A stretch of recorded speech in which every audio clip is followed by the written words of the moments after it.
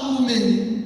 Ubwo ntabwo ari bwiza, ntiyavuze ngo muzahabwa amadiplome nayo ni meza, ntabwo yavuze ngo muzahabwa amayetaje, muzahabwa abagore n'ibindi byinshi, ntabwo yavuze ngo muzahabwa amategeko cyangwa ibindi, ahubwo yaravuze ngo muzahabwa imbaraga.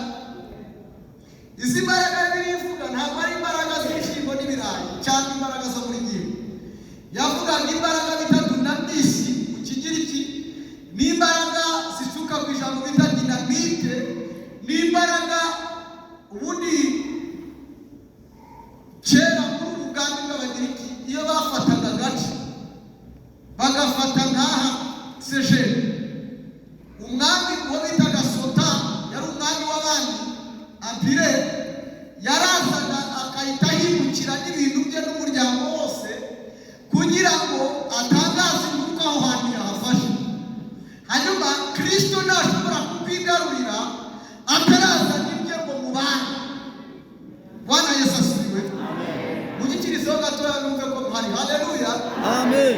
Ukuvuga ngo kugira ngo Kristo agaragaze ko yagufashe, ntabwo ari uko aguha umugabo, ntabwo ari uko aguha umugore, ntabwo ari uko kubakira etaje, ntabwo ari uko uvuga indimi, ahubwo ni ukumanuka n'ibye byose hanyuma bigatura muri uwo muntu, hanyuma byamara kuhafata.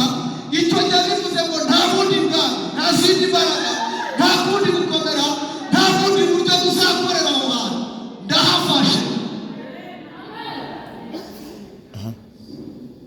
Niyo mpamvu haleluya, izi mbaraga zita dinamisi ni imbaraga zifata agace hanyuma zikakigarurira, hanyuma hakamanikwa amabendera y'ubundi bwami,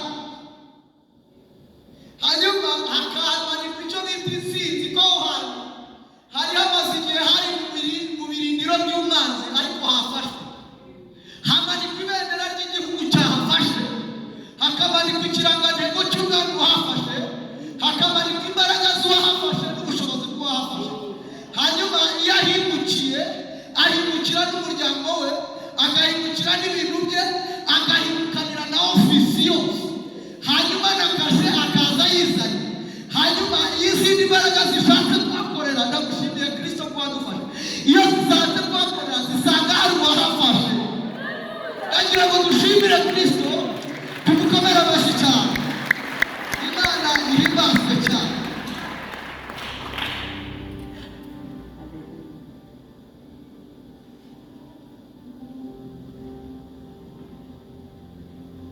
Kandi reka mbabwire, izi mbaraga Kristo yavuze ubundi abigishwa bahoranye nabo, ariko mbere y'uyu murongo bari bafite amakuru kuri Kristo, ariko nta bushobozi bafite bwo kwigaragaza nkabo. Bari barabonye ibitangaza, bari barumvishe inyigisho ze yazuriye abantu hagati muri bo, ariko kumenya Kristo tuzi Umwuka Wera bitanga amakuru gusa. Ariko iyo umuntu ahinduwe, iyo ahawe Umwuka Wera ahinduka ubuhamya bugenda. Reka mvuge iki kintu, mwitegereze, baza kuvuga ukuntu process yo guhabwa Umwuka Wera. Ubundi iyo turi kuririmba, mugihe ucuranga turirimba gatoya, ni kubona muri gusinza, baze kuzamukeho gatoya, umuntu muri kumubwira uti kanguka, ukoreho cyane uti kanguka.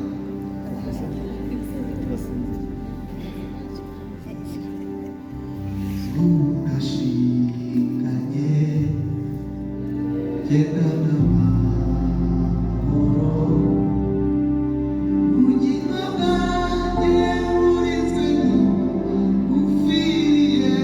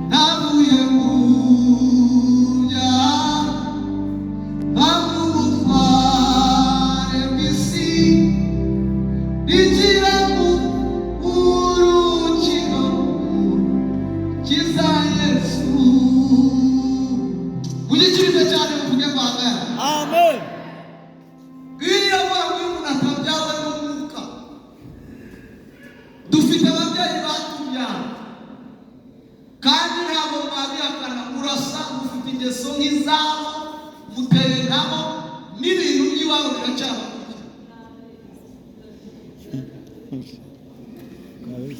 atashye hanyuma turakuzi neza, ukigira umuheburayo ngo nabyo ari umuheburayo, nta muheburayo ugikundwa, aho uvuga turahazi, iso na nyoko turabaha. Ibintu byo kwirirwa ubeshya abantu umurewi, nta murewi w'inyamirambo ubaho. Urwaye amaguru y'iwanyu, mukuru wawe yishwe na stroke ya so, murumuna wawe nuko, ni ukuvuga ngo uretse uzahita twirangiraho aho uvukura hano. Niyo mbona nibaye n'Noheli baye aho ujya kwizihiriza iminsi mikuru mparaza.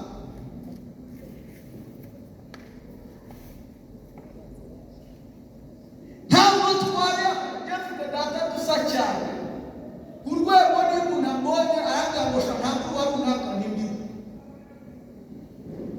Tunavuga kimwe rero, iyo muributse mu rugo nasuhuza bagira ngo ni utaha kabisa. turasa cyane,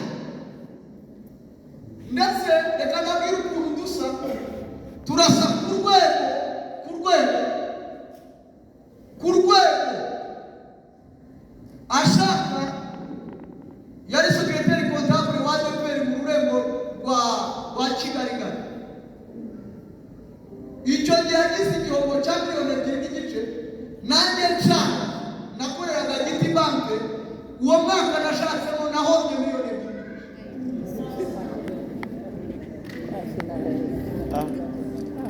Turasa ku rwego.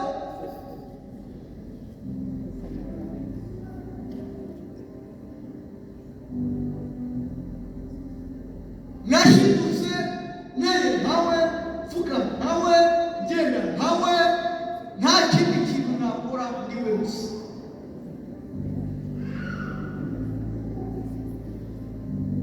Ntabwo ari ibyiza bye gusa byankurikiranye, kuko nawe yakoze umurimo wo mu rusengero, nanjye ni umwe. Ntabwo ari ibyiza bye byankurikiranye, n'ibibi bye byarankurikiranye.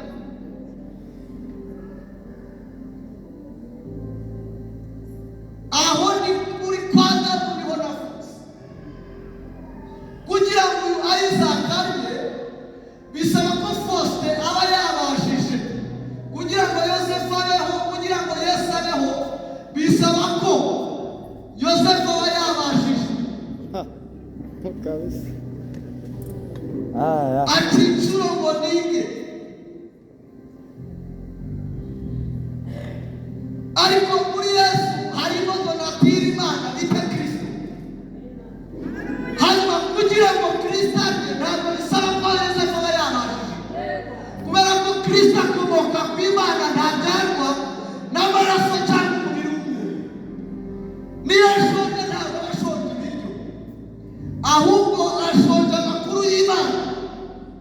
Yohana 1:12 aravuga ngo icyakora abantu bamwizeye, abo bantu bakemera izina rye, yabahaye ubushobozi bwo kuba abana b'Imana.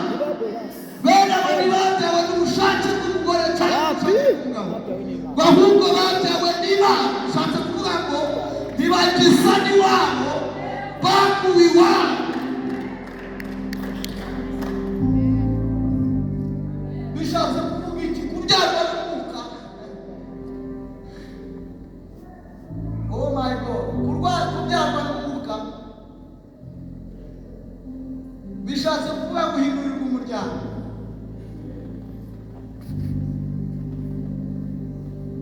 Isaac arya ari uko se yabaje cyangwa we yakoze, ariko Isaac w'umwuka atunzwe n'Imana yonyine.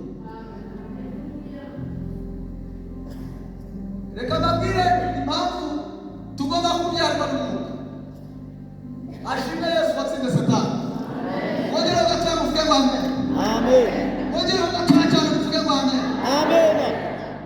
Yesu yavuze ikintu gikomeye, kandi ndikumva agiye gusoza. hasigaye iminota 20 twese. Yesu yavuze ikintu gikomeye kuvuga ubwa kabiri. Yaravuze ngo umuntu utabyawe n'amazi n'umwuka ntashobora kwinjira mu bwami bw'Imana. Bishatse kuvuga iki?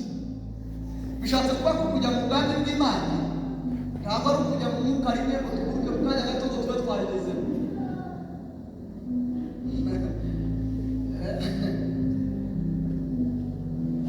Uwo munsi umwe ngo uzagenda bambura, ariko ijuru nta muntu mushya uzajyamo, hazajyayo abantu barisanzweho.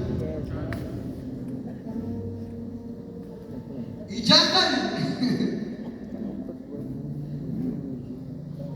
kubyarwa n'amazi n'umwuka bishatse kuvuga gukurwa mu irangamimerere y'Imana ugashyirwa ku ifishi y'amavuko ya so wa nyawe ukubyaye umwuka ari Imana.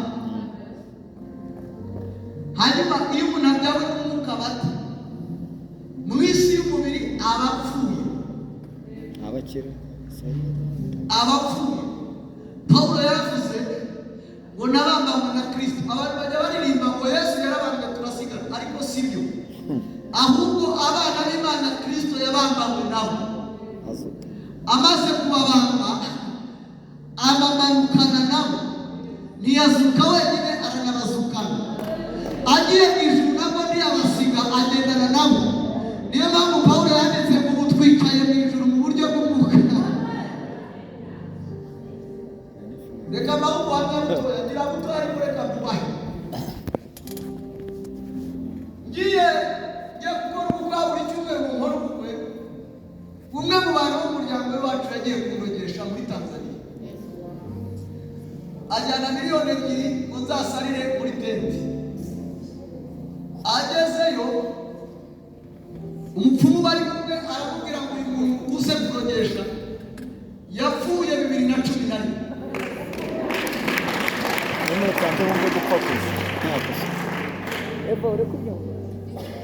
Bwana Yesu yapfuye 2010. Hanyuma aramubwira ngo yapfuye ku itariki 15 z'ukwa gatatu. Yari itariki n'abatirijwe.